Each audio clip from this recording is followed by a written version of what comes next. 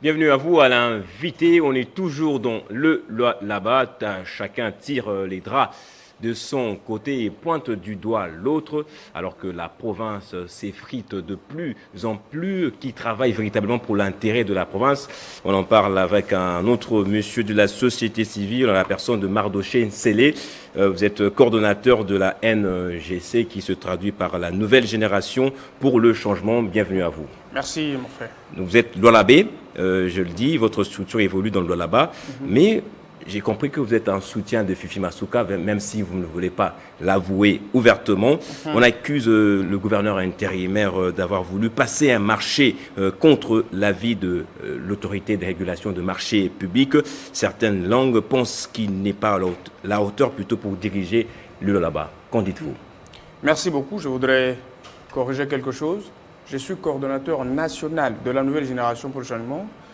Cette association qui a pour objectif lutter contre les abus inhérents à l'exercice du pouvoir sur toute l'étendue de la République pour la promotion des valeurs et la renaissance d'une nouvelle citoyenneté. Et là, nous sommes représentés dans 9 provinces. Bon, mais jusque-là, vous vous intéressez qu'aux problèmes qui se passent au Lualaba. Voilà. C'est là que je suis résident, c'est là même qu'il y a le siège national de notre mouvement.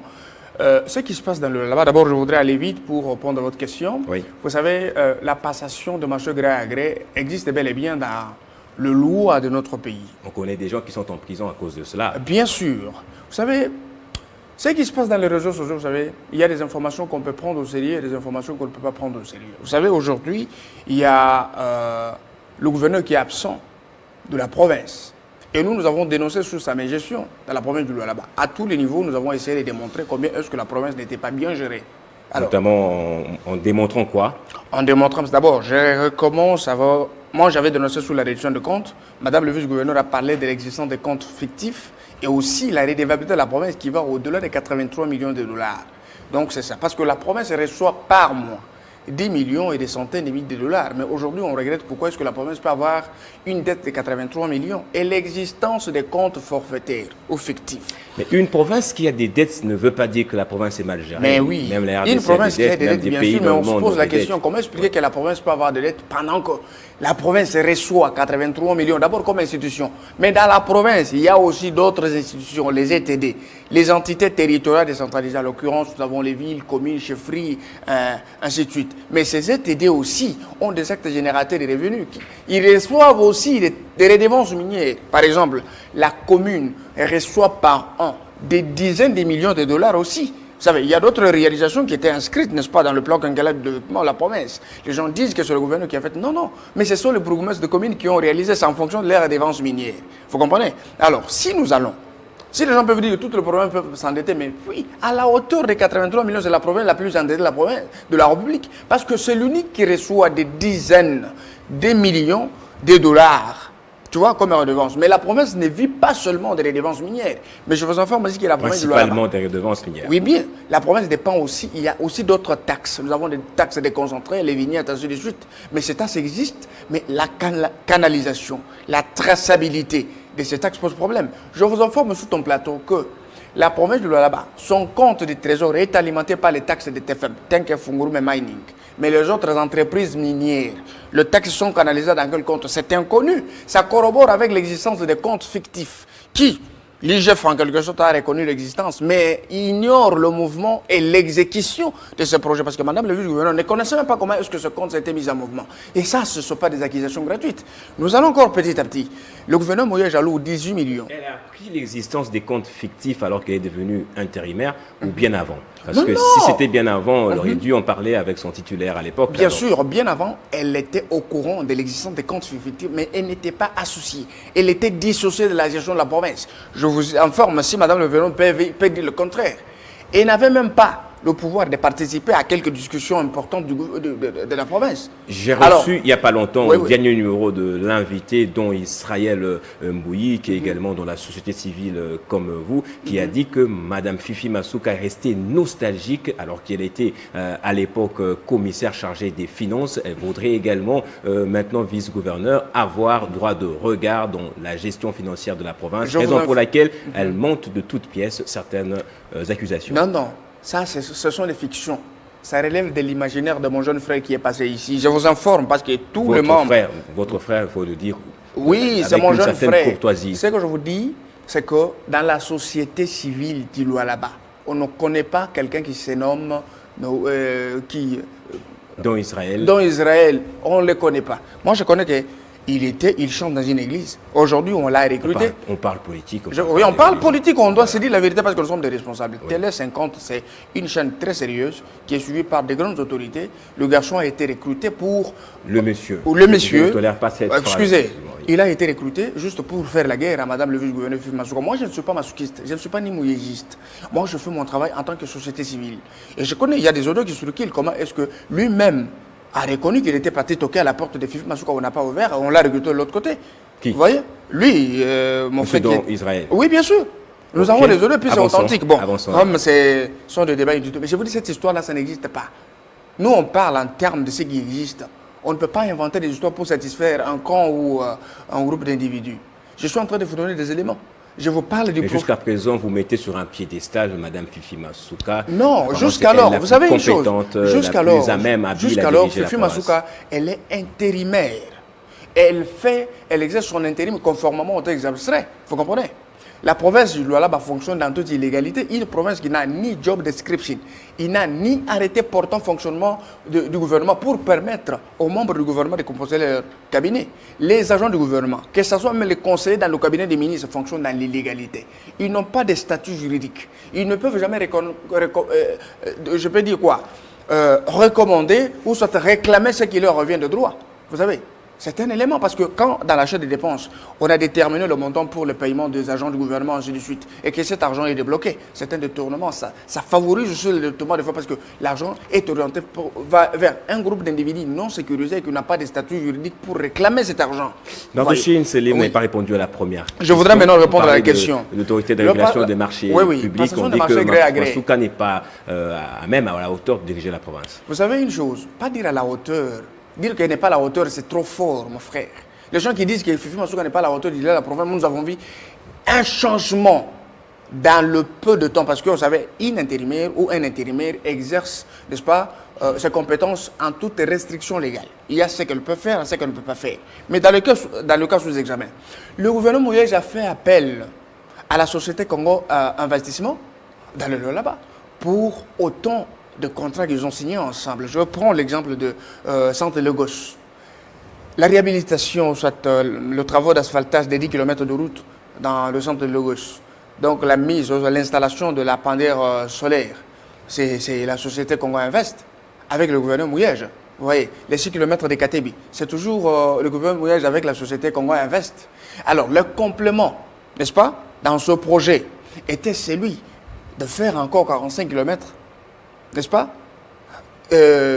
pour permettre, n'est-ce pas, la mise, ou soit l'exécution du projet de logements sociaux.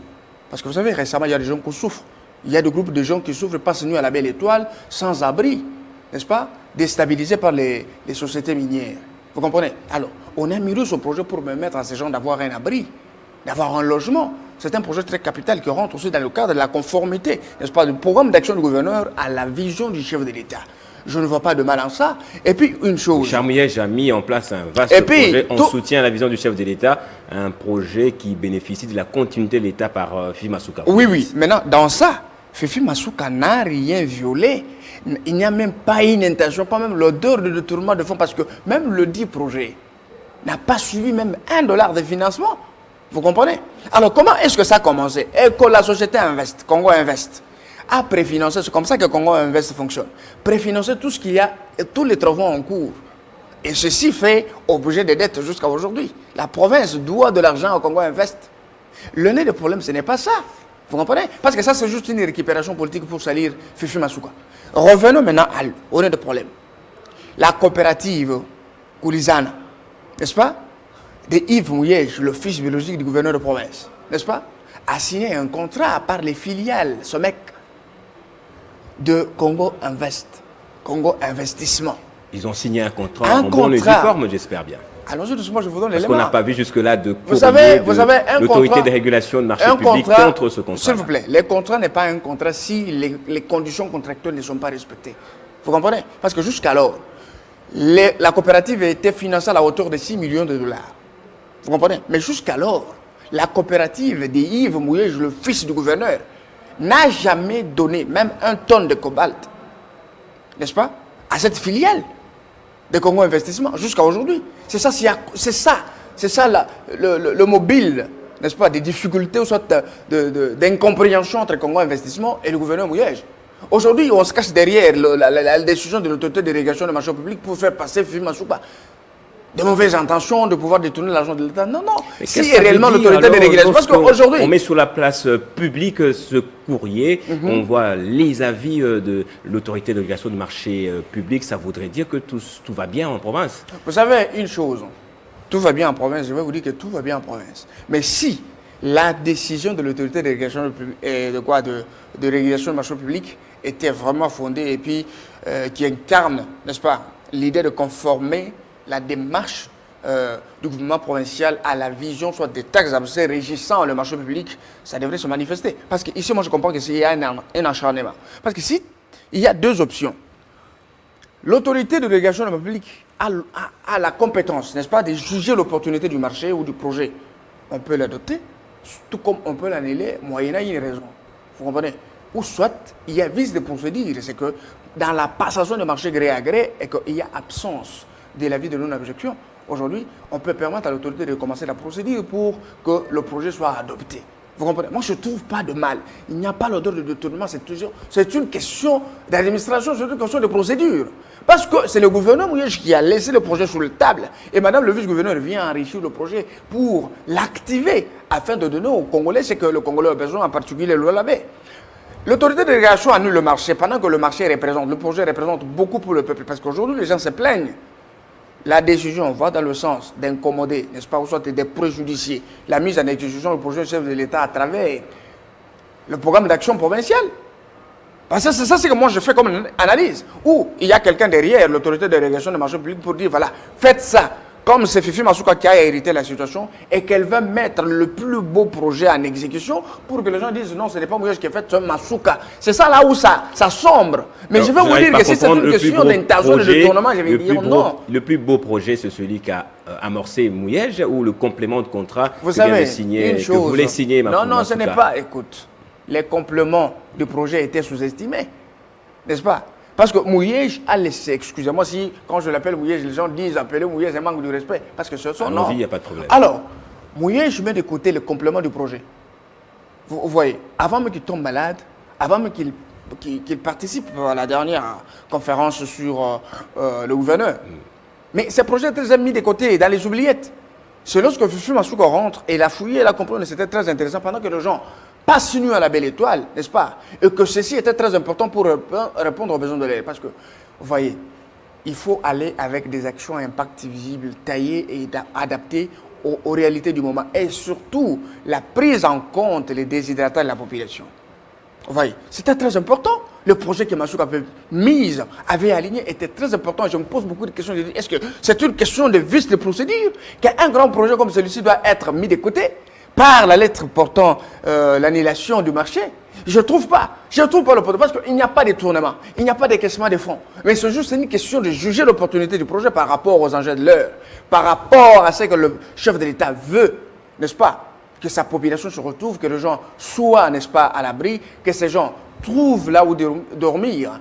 Mais on ne peut pas passer sur le plateau avec les mensonges. On ne peut pas diaboliser quelqu'un pendant que la personne n'a pas détourné, n'a pas l'intention. C'est que nous avons détourné, nous avons dénoncé sur les détournements sous le gouvernement Mouyej. Au contraire, je vous dis, à l'UGF, j'étais parti déposer les mémos à l'inspecteur général des finances. Oui, bien sûr. Mais vous avez compris que nous avons dénoncé. Le rapport est attendu jusqu'à ce jour, mais je vais vous relancer avec une question. Pensez-vous que Fifi Masuka est un intérimaire qui attend le retour de son titulaire ou un intérimaire justement qui tire les ficelles pour que jamais son titulaire puisse retourner en province afin qu'il reste de manière indéterminée comme gouverneur intérimaire? Vous savez une chose, hein? Tirer les ficelles pour que le gouverneur ne rentre pas, c'est un mensonge. Faux et archi-faux. Et vous avez suivi Fifi Masuka dans ses sorties médiatiques. Elle avait prié pour que le gouverneur rentre en bonne santé. Mais c'est nous, de la société, qui avons dit non, le gouverneur a détourné l'argent de l'État. Nous voulons que le gouverneur réponde devant la justice, qu'une action judiciaire soit ouverte à son endroit pour qu'il y ait la lumière sur le document de fonds. Parce que ce que nous avons dit. Et pourquoi il n'y a pas d'action judiciaire? Pourquoi il n'y a pas de rapport de C'est ça la question qu'on se pose, vous et moi. J'ai dit à l'inspecteur général des finances, nous avons parlé de la redevabilité, nous avons parlé de le compte fictif, nous avons parlé de la canalisation, l'absence de traçabilité en ce qui concerne la canalisation, n'est-ce pas, des recettes, tout ça, les taxes qui sont payées par les autres entreprises mises dans le compte du Trésor. Vous comprenez? Bien sûr, il y a 18 millions. Reste encore fictif. S'il vous plaît, 18 millions. 18 millions alloués à un projet agricole et pour récolter 100 000 $. Vous comprenez? Et 11 000 tonnes de maïs bloquées par M. Eraïm jusqu'à aujourd'hui non justifiées parce que la province est redevable. Et autre chose, c'est qu'avec l'hôpital Mouangui, des hectares vendus, spoliés par le même Eraïm, pour un montant de 2 600 000 jusqu'alors, il n'y a pas de traçabilité. On ne connaît pas là où cet argent est parti. Ce sont de graves dénonciations qui devraient vraiment faire objet d'une ouverture, l'ouverture d'une action judiciaire. C'est très important. Mais ici, les gens s'accrochent derrière un élément creux, n'est-ce pas? Non, il y a eu des tournements parce qu'il y a eu la lettre d'annulation du marché. Non, non. Si Fifi Masuka est un intérimaire qui assure la continuité de l'État, pourquoi avoir pris la décision suspendant le directeur de cabinet Richard Miège? Ça, c'est la première question. J'ai une deuxième, répondez rapidement. Oui, mais le directeur de cabinet a enfreint la loi. Il a transgressé la loi. Un directeur de cabinet, c'est un conseiller principal du gouverneur de province. Un directeur de cabinet, c'est un personnel privé administratif du gouverneur. Il a l'objectif de gérer la politique du cabinet du gouverneur. Mais il n'a pas le rang de ministre. Il ne peut pas engager le gouverneur. A-t-il prétendu cela? Bien sûr. Pourquoi? Parce que c'est depuis le 18 décembre, n'est-ce pas, 2021, après que le gouverneur ait invité à Kinshasa et puis voyagé en Afrique du Sud pour le soin de santé. Depuis le 18 décembre, monsieur le directeur du cabinet n'a jamais fréquenté son bureau. Il a saboté madame le vice-gouverneur. Alors, à partir de chez lui à la maison, il va prendre, n'est-ce pas, il va faire une correspondance pour souhaiter les condoléances au nom du gouvernement provincial pendant que madame le vice-gouverneur faisait l'intérim et elle était présente et n'était même pas en déplacement parce que même si le vice-gouverneur n'est pas là, ce n'est pas le directeur du cabinet, mais c'est le ministre, le précédent, le ministre de l'Intérieur qui doit prendre la place de madame le vice-gouverneur pour engager le gouvernement provincial. C'est des langues sur le toit. On ne peut pas voir ce genre de choses sous notre régal coupable. Et normalement, Fifi Masuka n'a pas révoqué le directeur de cabinet, mais il l'a suspendu. Vous voyez, parce que seul qui peut avoir la compétence de révoquer le directeur de cabinet, c'est celui qui l'avait nommé à travers un arrêté provincial. Une dernière question. C'est vrai, vous êtes de la société civile, vous dites que Fifi Masuka assure la continuité de l'État. Pourquoi n'avoir pas pris, pourquoi elle ne s'est pas intéressée à d'autres projets, notamment le projet agricole? Également, vous êtes de la société civile, vous êtes supposé connaître les termes de la population, c'est qu'elle réclame. On nous dit que sur place en province, tout le monde jure que sur le retour de Richard Miège, il est de plus en plus voulu sur place là-bas. C'est un mensonge. Rapidement, parce que c'est la fin de l'émission, c'est la dernière question déjà. Il faut pas qu'on va se revoir. Ne vous donnez pas des petites vidéos. Ça, on appelle ça les escroqueries médiatiques. Vous voyez? On fait parler une population qui n'existe pas, qui n'existe qu'ici dans l'imaginaire. Moi, je connais qu'il y a une population qui ne veut pas que le gouverneur rentre. Ça, je vous dis. Une frange, même si ça fait frange, alors. Pas une frange, mais la majorité de la population. C'est une frange d'individus qui tuent les intérêts derrière le gouverneur de province pour dire quand il est là, je vais gagner 100 $, je vais gagner 200, je vais avoir une voiture. Ce sont ces gens-là qui méritent cette vidéo mensongère pour tromper l'opinion et désorienter la population. Moi, je vais vous dire que Fifi Masuka n'a pas l'intention de dire, voilà, moi je suis ici. Et... Non, elle a touché beaucoup de secteurs. Mais 3 mois, 4 mois, ce serait trop tôt pour dire non, elle peut aller avec le tout à la fois. Et là, aligné, la population de là-bas n'a pas de courant, n'a pas d'électricité, n'a pas de route. On peut manger également. Bien sûr, n'a pas de route. Parce qu'avec le projet agricole, c'était une forfaiture, c'était un mensonge, c'était un sabotage aussi. Parce que les projets, 18 millions récoltent 100 000 pendant que les autres maïs sont bloqués et on vous dit non, les gens souffrent de la faim. Mais non, non. Et ce qui est important, c'est que l'IGF doit faire un bon travail pour être une église au milieu du village. Et puis les gens doivent ignorer que Fifi Masuka n'a pas l'ennemi du gouverneur. Et c'est un problème institutionnel, c'est un problème judiciaire. Il y a des organes compétents qui peuvent s'en occuper. Merci Mardoché Sélé. Je rappelle, vous êtes coordonnateur national de la nouvelle génération pour le changement. J'espère vous revoir très prochainement pour qu'on parle en long et en large du projet agricole de M. Ibrahim que vous citez à tort et à raison, je ne sais pas comment. J'espère vous revoir très prochainement. Merci beaucoup. Je serai disponible. Merci à vous également de votre fidélité à Télé 50. On se retrouve au prochain numéro.